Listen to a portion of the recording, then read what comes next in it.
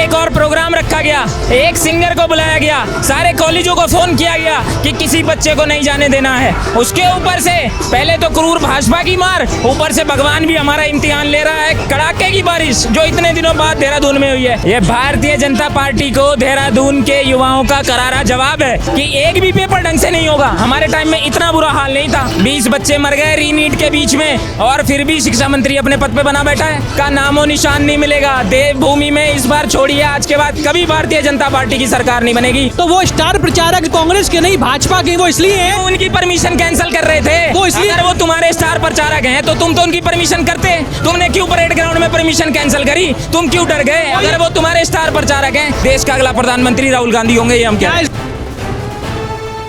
तो दर्शकों, अब हमारे साथ मौजूद हैं वैभव बालिया जी, जो लगातार जनता के बीच में सक्रिय रहते हैं, युवाओं में एक अलग ही उत्साह भरने वाले नेता हैं।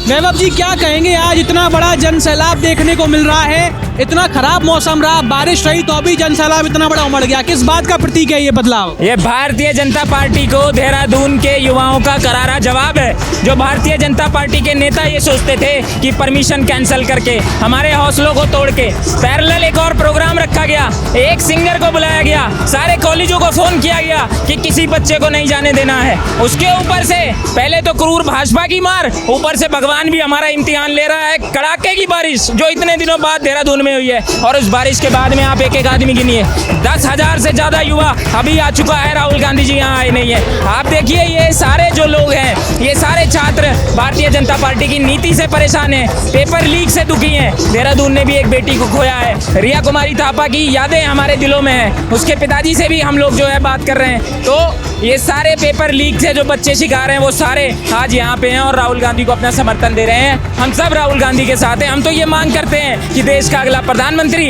राहुल गांधी होना चाहिए। भाजपा वाले ये कह रहे हैं लगातार कि भाई पेपर लीक के मामले तो भाजपा के कार्यकाल में अभी हो रहे हैं, पर कांग्रेस कार्यकाल में भी हुआ करते थे, तब इतना बवाल क्यों नहीं मचाया गया? भैया, हमारे टाइम में ऐसा नहीं होता था कि सारे ही पेपर लीक हो जाएंगे, कि एक भी पेपर ढंग से नहीं होगा। हमारे टाइम में इतना बुरा हाल नहीं था, और हमारे टाइम में सबसे बड़ी बात अकाउंटेबिलिटी थी, जिम्मेदारी थी, लोगों के अंदर शर्म हया थी।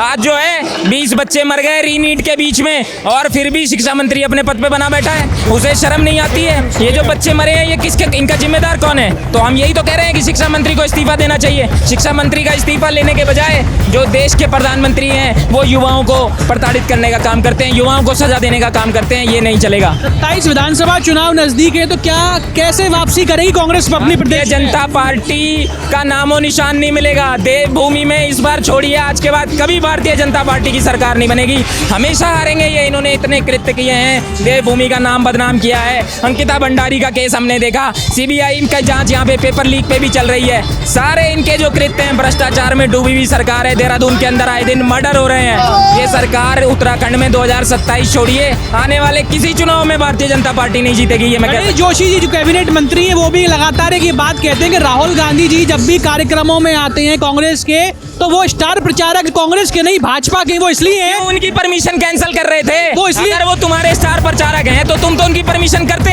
तुमने क्यों परेड ग्राउंड में परमिशन कैंसिल करी? तुम क्यों डर गए? अगर वो तुम्हारे स्टार प्रचारक हैं, ये जो बातें हैं ना भारतीय जनता पार्टी की, ये सुन सुन के ना आप कान पक गए, जनता के भी कान पक गए। कोई उनकी बातें नहीं सुन रहा है। पर वो तो कह रहे हैं कि कांग्रेस मुक्त उत्तराखंड है। वो अपने घर में बैठ के जो भी कहते रहे, उसे कोई नहीं सुन रहा है। यहाँ जो बच्चे हैं वो राहुल गांधी को सुनने आए हैं, वो किसी भाजपा के नेता को सुनने नहीं आए हैं। तो उनकी बात कोई नहीं सुन रहा। राहुल गांधी जी के साथ में सारे युवाओं ने मन बना लिया है, देश का अगला प्रधानमंत्री राहुल गांधी होंगे। ये हम क्या इस बार धर्मपुर विधानसभा में भी बदलाव देखने को मिलेगा? 100% बदलाव देखने को मिलेगा। आप देखोगे धर्मपुर विधानसभा में जो बड़ी बड़ी बातें करने वाले विधायक हैं, धरातल पे जाकर तो देखिए उनकी स्थिति। लोग टूटी सड़कों पे चलने के लिए मजबूर हैं, लोग जो है गड्ढों में गिरने के लिए मजबूर हैं, सारे लोग बेरोजगार हैं, महंगाई की मार से परेशान हैं, साफ सफाई की कोई व्यवस्था नहीं है, नशाखोरी विधानसभा के अंदर भरी पड़ी है। तो विनोद चमोली जी को तो गड्ढों वाला विधायक, टूटी सड़कों वाला विधायक जनता ने नाम बोल रखा है। वो सबसे पहले अगर देहरादून के अंदर कोई विधायक होगा जो अपनी सीट हारेगा, वो विनोद चमोली होंगे। ये हम साफ शब्दों में कह सकते हैं।